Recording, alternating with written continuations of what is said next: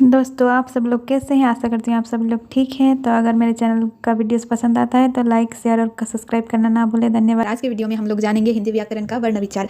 हिंदी व्याकरण को जानना इसलिए इंपॉर्टेंट है क्योंकि हम लोग को हिंदी भाषा जानने के लिए व्याकरण को जानना बहुत ही जरूरी होता है। इसलिए मैं इस वीडियो आप लोग के सामने प्रस्तुत कर रही हूँ। इसी तरह के वीडियो रोज पाते रहने के लिए मेरे चैनल को सब्सक्राइब करें। मैं रोज हिंदी व्याकरण के ऊपर वीडियोस बनाऊंगी। जितने भी व्याकरण में भाग हैं उन सबके बारे में मैं बताती चली जाऊँगी, साथ में नोट्स भी देती चली जाऊँगी। आप लोग ये नोट कर लीजिएगा। अगर आप लोग को सरल लगे और समझने में आसानी हो तो नोट करते चले जाइएगा। आइए वीडियो को शुरू करते हैं।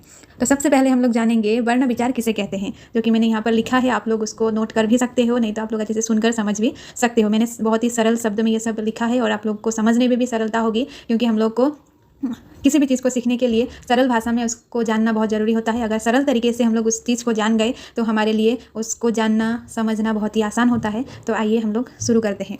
वर्ण विचार किसे कहते हैं। वर्ण उस मूल ध्वनि को कहते हैं जिसके खंड या टुकड़े नहीं किए जा सकते। इसको हम ऐसे भी कर सकते हैं, वो सबसे छोटी से छोटी ध्वनि जिसके और टुकड़े नहीं किए जा सकते उसे वर्ण विचार कहते हैं। वर्ण विचार क्या क्या है वो मैंने दिया है, आप लोग नोट कर लीजिएगा, नहीं तो देख लीजिएगा। वर्ण के दो भेद होते हैं, स्वर वर्ण और व्यंजन वर्ण। स्वर वर्ण किसे कहते हैं, वो वर्ण जिसके उच्चारण में किसी अन्य वर्ण की सहायता की आवश्यकता नहीं होती है, अर्थात वो वर्ण जिसके उच्चारण में किसी भी प्रकार की ध्वनि अर्थात वर्ण की सहायता की आवश्यकता नहीं होती है, उसे हम लोग क्या कहते हैं, स्वर वर्ण। स्वर वर्ण स्वतंत्र होता है, उसे किसी भी वर्ण की सहायता नहीं चाहिए होती है, वह स्वतंत्र रूप से उच्चारित होता है और इसके उच्चारण में कंठ तालु का उपयोग होता है। कंठ और तालु का उपयोग होता है। उसके बाद 11 स्वर हिंदी वर्णमाला में है। 11 स्वर वर्ण हिंदी वर्णमाला में है, वो यहाँ पर दिए गए हैं, आप लोग पढ़ लीजिएगा।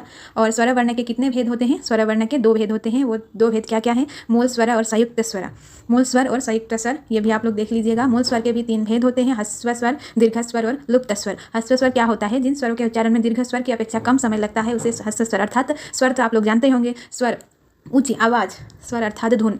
धुन जिस स्वरों के उच्चारण में दीर्घ स्वर, मतलब जिन स्वरों के उच्चारण में दीर्घ स्वर अर्थात दीर्घ ध्वनि की हमें आवश्यकता होती है, उसे हम लोग क्या कहते हैं, ह्रस्व स्वर कहते हैं। और ह्रस्व स्वर में क्या क्या है वो भी मैंने दिया है, आप लोग देख लीजिएगा। और उसके बाद आते हैं दीर्घ स्वर। दीर्घ स्वर में क्या होता है, वे स्वर जिनके उच्चारण में ह्रस्व स्वर की अपेक्षा अधिक समय लगता है। ह्रस्व स्वर का ऑपोजिट है दीर्घ स्वर। दीर्घ स्वर में अधिक समय लगता है, किसकी अपेक्षा, ह्रस्व स्वर की अपेक्षा उच्चारण में दीर्घ समय लगता है, इसलिए इसे दीर्घ स्वर कहा जाता है। और दीर्घ स्वर क्या क्या है आप लोग देख लीजिएगा। उसके बाद लुप्त स्वर। लुप्त स्वर वे स्वर जिनके उच्चारण में दीर्घ स्वर से भी ज़्यादा समय लगता है, उसे लुप्त स्वर कहते हैं। और लुप्त स्वर क्या है वो आप लोग पढ़ लीजिएगा। लुप्त स्वर में दीर्घ स्वर से भी ज़्यादा समय लगता है उच्चारण के समय। और ये लुप्त स्वर क्या है मैंने दिया है यहाँ पर, आप लोग वो भी पढ़ लीजिएगा। इसके बाद व्यंजन वर्ण।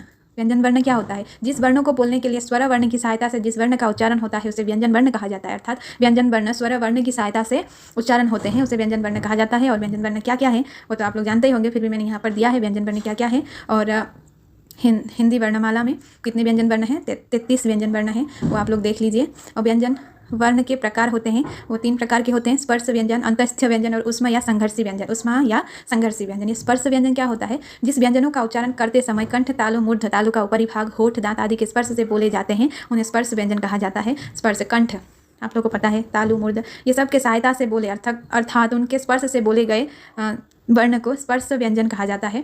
और इसकी संख्या 25 होती है और इसे वर्गीय व्यंजन भी कहा जाता है। ये प्रश्न हो सकता है आप लोगों के लिए, स्पर्श व्यंजन को किस नाम से जाना जाता है, नहीं तो वर्गीय व्यंजन किस व्यंजन का दूसरा नाम है, ये भी आप लोग को आ सकता है एग्जाम में, तो इसको नोट कर लीजिएगा।